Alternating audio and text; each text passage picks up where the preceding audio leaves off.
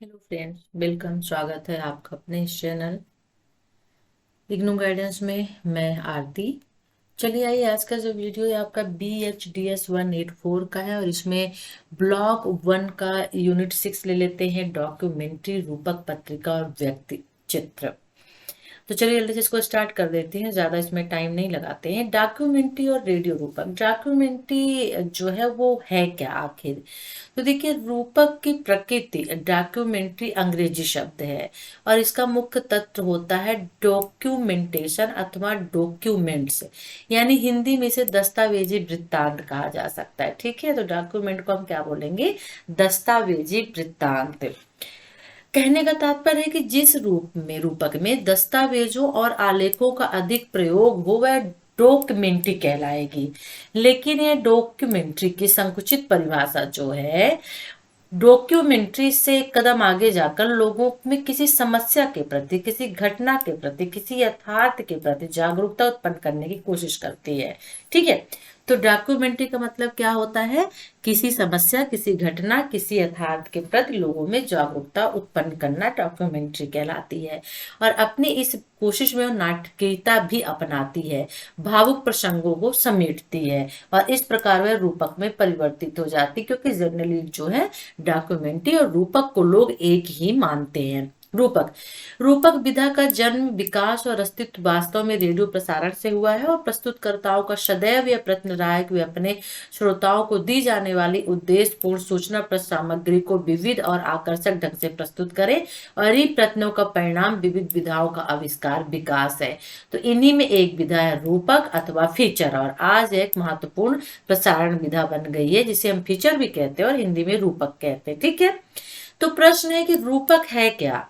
कभी कभी हम कहते हैं ना कि आज रूपकात्मक कार्यक्रम सुनेंगे। ठीक है, इसका अर्थ क्या होता है रूपकात्मक कार्यक्रम का? तो वास्तव में रूपक का एक ऐसा शिल्प है जिसकी सहायता से हम अपने वातावरण तथा अपने आसपास में होने वाली, बनने वाली पूर्व निर्मित वस्तु अथवा घटना को एक विशेष आकर्षण से देखते हैं। ठीक है, ओके। यानी कि यहाँ पे भगवान गुप्त कहते हैं कि रूपक हमारे सामाजिक जीवन को मानव दर्पण में हमें दिखाता है, सामाजिक जीवन को, और इस उद्देश्य की पूर्ति हेतु रूपक का रेडियो पर प्रयुक्त होने वाली नाट्य शिल्प की सभी युक्तियां, रचना तंत्र के सभी उपकरणों तथा शैलियों का सहारा लेते हैं ताकि सूचनाओं को रोचक ढंग से संप्रेषित किया जा सके। ठीक है, तो किसी भी विषय वस्तु की प्रस्तुतिकरण में विषय की वास्तविकता, यथार्थ परकता, ऐतिहासिकता, परिकल्पना, अनुभवशीलता और कलात्मकता की शैली का उपयोग किया जाता है, वही रूपक कहलाता है। तो रूपक क्या कहलाता है? किसी भी विषय वस्तु में या जिस विषय वस्तु के प्रस्तुतिकरण में विषय वस्तु की वास्तविकता, यथार्थपरकता, ऐतिहासिकता, अनुभवशीलता, कलात्मकता के साथ शैली का उपयोग किया जाता है, वो रूपक कहलाता है। रूपक में वास्तविकता और यथार्थता की आवश्यकता भी होती है और कृत्रिमता भी ऐतिहासिक होती है। ठीक है ना?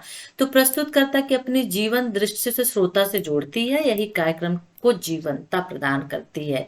तो इस जीवंतता के कारण श्रोता और प्रस्तुतकर्ता में एक रंगात्मक संबंध जुड़ जाता है और उसी संबंध को जोड़ने के लिए प्रस्तुतकर्ता एक भिन्न शैली का प्रयोग करता है। ना तो वो पूर्ण नाटक होती है और ना पूर्णतः संगीत, ना पूर्णतः बातचीत, ना पूर्णतः वर्णी होती है। इन सबका मिला जुला रूप होता है जो रूपक होता है। ठीक है, तो आप इसकी परिभाषा ऐसे भी लिख सकते हैं कि एक ऐसी शैली जो ना तो पूर्णतः नाटक, ना तो पूर्णतः संगीत, ना पूर्णतः बातचीत, ना पूर्णतः वर्णन होती है, जो सबका मिला जुला एक रूप होता है वो रूपक कहलाता है। ठीक है, डॉक्यूमेंट्री और रूपक के आवश्यक तत्व। अब डॉक्यूमेंट्री दस्तावेज होता है, पता है हमें, तो आवश्यक तत्व क्या होते हैं? क्योंकि दोनों के एक ही आवश्यक तत्व है, डॉक्यूमेंट्री रूपक को एक ही माना गया है।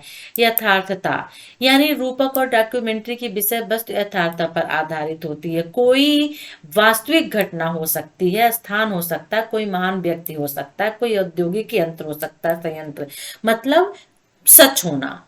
वास्तविकता का, यथार्थता का मतलब वास्तविक होना, सच होना, यानी विषय वस्तु का अस्तित्व होना चाहिए, झूठ में नहीं। ठीक है ना? तो यदि यहाँ पे हम मान लेते हैं कोई घटना हो सकती है, तो घटना कोई भी हो सकती है, चौरा चौरी कांड हो गया, सत्याग्रह हो गया, ये घटना ही तो हुई थी ना। जलियांवाला बाग हो गया, कोई स्थान जलियांवाला बाग हो गया, कोई महान व्यक्ति महात्मा गांधी।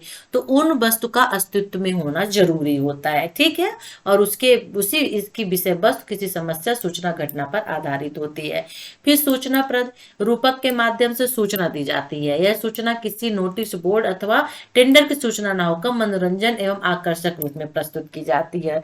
तो सूचना किसको दी जाती है? श्रोताओं को दी जाती है, जो मनोरंजक और आकर्षक रूप में दी जाती है, जो श्रोताओं को अचानक अपनी ओर खींच लेती है। नाटकीयता, रूपक में नाटकीय तत्व होता है और ये इसकी विविधता होती है, क्योंकि नाटक वास्तव में नाटक ढंग से कहे गए वृत्तांत पर श्रोता का अधिक प्रभाव पड़ता है। तो रूपक जो है, अगर आपने रेडियो सुना होगा तो आपने सुना होगा उसमें रूपक आता है, तो नाटक की तरह एक संवाद होता है, ठीक है ना। तो रूपककार अपनी तथ्यपूर्ण बात को नाटकीय संवादों के रूप में प्रस्तुत करता है। वार्ता के आंकड़ों को वह दो संवादों के माध्यम से अधिक प्रभावशाली बना लेता है और अपनी कल्पनाशीलता का सहारा लेता है, ठीक है। ओके, मानवीय पक्ष भी होता है। मानवीय पक्ष का होना आवश्यक तत्व है, क्योंकि साक्षात्कार अथवा रिकॉर्डिंग स्थल कैसे होगी अगर मानवीय पक्ष नहीं होगा। बैंक राष्ट्रीयकरण की वार्षिकी पर बनाए गए रूपक में बैंक ग्राहक के संबंध का वर्णन तो वहां पे डालना पड़ेगा, भूमिका डालना पड़ेगा ना प्रकाश, तो मानवीय पक्ष भी होता है। वातावरण निर्माण, रूपक को आकर्षित तत्वपूर्ण बनाने की दृष्टि से विषय वस्तु संबंधित ध्वनि प्रभाव संयोजक से वातावरण निर्माण करना आवश्यक हो जाता है, ताकि श्रोता को लगे कि जो वो सुन रहे हैं और जिस समय से सुन रहे हैं स्वयं उसी मन स्थिति में वो पहुंच जाए। तो दिवाली पर्व के रूपक में आतिशबाजी, फुलझड़ियों के चलने की आवाजें, बच्चों का शोर, लक्ष्मी पूजन के मंत्रोच्चार, ये सभी होते हैं, ठीक है ना। नदी का सीन है तो नदियों का कलरव, पक्षियों का कलरव, पानी की आवाज, ये सभी चीजें, तो वातावरण का निर्माण होता है। समय सूचना संकेत हो गया, इतना काफी है मुझे लगता है, मतलब कि विषय वस्तु के अनुसार समय सूचना संकेत भी अनिवार्य है, ठीक है। वंदे मातरम रूपक में राष्ट्रीय आंदोलन की ऐतिहासिकता, इस गीत का प्रथम प्रयोग यहाँ पे किया गया था। तो मुझे लगता है इतना काफी है। अर्थात डॉक्यूमेंट्री रूपक के आवश्यक तत्व कौन कौन से हैं, ठीक है ना। तो यदि गुण विशेषताएं तब भी यही लिखेगा, यथार्थता, सूचनाप्रद, नाटिकता, मानवीय पक्ष, वातावरण निर्माण, समय सूचना संकेत। पात्र संख्या, रूपक में पात्रों की संख्या का महत्वपूर्ण स्थान है। अधिक पात्र रूपक को नीरस बना देता है, तो कम पात्र से उबाऊ कर सकते हैं, सबसे कम। तो वाचक वाचिका की तकनीक अब पुरानी हो चुकी है, नाटकीय संवादों का पुट अनिवार्य माना जाने लगा है। बोधगम्यता भी होती है, ठीक है। ओके, चलिए डॉक्यूमेंट्री और रेडियो रूपक के लिए शोध कार्य। शोध कार्य क्या होगा, इसको छोड़ देते हैं, इंपॉर्टेंट चीज ले लेते हैं। वाचन, डॉक्यूमेंट्री और रूपक में वाचन कैसे होता है? तो वाचन एक आवश्यक तत्व होता है, किसमें? डॉक्यूमेंट्री और रूपक में। और डॉक्यूमेंट्री में कुछ ऐसे तत्व होते हैं जिनका प्रस्तुतिकरण यदि वाचक वाचिका के माध्यम से किया जाए तो अधिक प्रभावशाली होता है। और इसके अतिरिक्त विषय वस्तु के निर्वाह के लिए अथवा आंकड़ों, दस्तावेज, संस्मरणों की नीरसता को तोड़ने के लिए वाचन की आवश्यकता होती है, ठीक है। तो वाचक डॉक्यूमेंट्री की टिप्पणी करता चलता है, वह टिप्पणी पूरे कार्यक्रम को एक दिशा और सृष्टि प्रदान करती है, और इस प्रकार टिप्पणी का लेखक पूरा कार्यक्रम बन जाने के बाद किया जाना चाहिए और फिर उपयुक्त जगह पर उसका समावेश कर देना चाहिए, ठीक है। और इसका एक मामूली कारण यह है कि कार्यक्रम बनने के बाद यह तय करना समाचीन होता है, ठीक है ना, कार्यक्रम का कौन सा अंश टिप्पणी की मांग करता है। तो टिप्पणी लिखते समय लेखक को बीच का रास्ता अपनाना चाहिए। कहने का तात्पर्य कि लेखक को इतनी कम टिप्पणी भी नहीं देनी चाहिए कि उससे बात स्पष्ट ना हो, और इतनी ज्यादा भी टिप्पणी नहीं देना चाहिए कार्यक्रम उबाऊ और बोझिल लगने लगे, ठीक है ना। तो टिप्पणी की भाषा बातचीत के रूप में होनी चाहिए, इस भाषा सरल बोधगम्य होनी चाहिए, ठीक है ना। तो ये टिप्पणी हो गई, और साथ में क्या था, डॉक्यूमेंट्री रूपक में वाचन कैसे होता है, ठीक है ना। ओके, तो इतना काफी है, कुछ और इसमें है? रेडियो पत्रिका प्रसारण के क्षेत्र में एक महत्वपूर्ण विधा है। रेडियो पत्रिका है क्या? यह अन्य विधाओं से किस प्रकार अलग है? जैसे कि नाम से ही पता है, पत्रिका यानी मैगजीन को कहते हैं, और प्रत्येक रुचि के पाठक को पढ़ने के लिए उसके मनोनुकूल सामग्री मिल जाती है। इसमें गद्यात्मक लेख भी होते, गीत कविता होती, समाचार टिप्पणी होती, कुछ चित्र, कुछ पहेलियां, चुटकुले, संस्मरण, सभी चीजें होती है। संपादकीय का विषय कोई घटना हो सकती है अथवा कोई ज्वलन समस्या हो सकती है। तो पत्रिका का विषय क्षेत्र भी निश्चित होता है, और खेल पत्रिका, फिल्मी पत्रिका, विज्ञान पत्रिका, साहित्य पत्रिका, समाचार पत्रिका, पत्रिका आदि सभी कुछ होती है। इसी प्रकार प्रसारण में भी पत्रिका का प्रयोग किया जाता है। प्रयोग विशेष रूप से साहित्य, खेलकूद तथा विज्ञान के प्रसारणों में किया गया और काफी सीमा तक एक सफल भी रहा है। ठीक है, तो रेडियो पत्रिका की आवश्यकता क्यों हुई? तो देखिए, रेडियो प्रसारण के शिक्षा, सूचना और मनोरंजन के 3 उद्देश्य कहे जाते हैं, परंतु ये उद्देश्य अब इतने पुराने हो गए कि रेडियो को उनको कहीं आगे सोचना पड़ेगा। तो यहाँ पे इसलिए रेडियो पत्रिका लेके आई गई है। जो अपेक्षाएं अधूरी रह गई हैं, श्रोता के हाथ में रेडियो ट्रांजिस्टर की नॉब रहती, इसे घुमाकर वह आप कर सकता है। तो कहने का तात्पर्य है कि प्रसारण में श्रोता अपने ज्ञान की भूख का समाधान खोजता है, अपनी शंकाओं का निराकरण चाहता है, अपने प्रश्नों का उत्तर ढूंढता है, अपनी दैनिक समस्याओं का निदान चाहता है। तो कार्यक्रम में भी श्रोताओं को विभिन्नता होनी चाहिए, समग्रता चाहिए, सहजता चाहिए, और इस उद्देश्य की पूर्ति के लिए पत्रिका विधा का उदय हुआ है। रेडियो की इस पत्रिका में भी वैदिक पूर्ण सामग्री का निश्चित समय में अंतराल में दी जाती है। उसमें एक संपादकीय होता है और उस अंतराल में घटित घटनाओं के संपादित अंश होते हैं, समाचार होते हैं। मोटे तौर पर एक पत्रिका का कलेवर होता है और सामान्यतः आकाशवाणी केंद्रों से विज्ञान पत्रिका, खेल पत्रिका, साहित्यिक पत्रिकाओं का प्रसारण होता रहता है। ठीक है, रेडियो पत्रिका के आवश्यक तत्व कौन से? तो इसमें विविधता होनी चाहिए, ठीक है ना, और पत्रिका संपादक विषय के विशेषज्ञ द्वारा किया जाना चाहिए। इसकी आवृत्ति का निर्धारण केंद्र के सेवा क्षेत्र, आवश्यकताओं, उपलब्धियों के आधार पर होना चाहिए।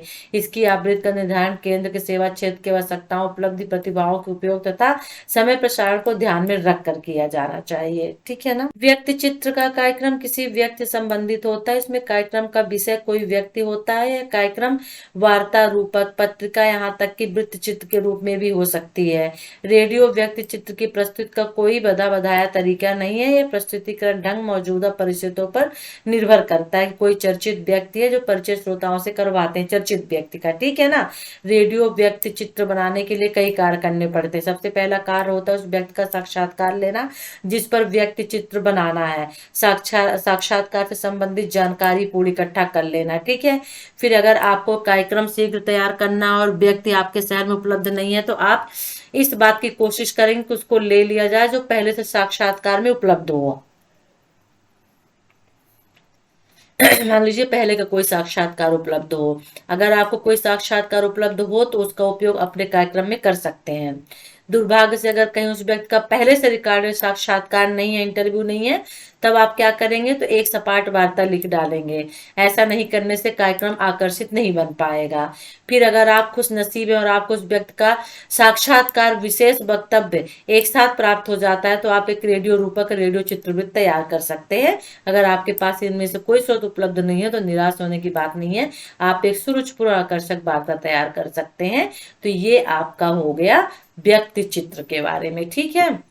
ओके, तो चलिए फिर वीडियो को लाइक करिए, शेयर करिए, चैनल को सब्सक्राइब कर लीजिए नहीं किया है तो। बेस्ट ऑफ लक एग्जाम के लिए, और देखते हैं कल कोशिश करते हैं कुछ और इम्पोर्टेंट क्वेश्चंस लेके आने के लिए। ब्लॉक 2 में बता ही दिया है, ब्लॉक 2 रह गया तो कोशिश करूंगी कल ब्लॉक 2 ले लेती हूँ, ठीक है ना। Take care, bye.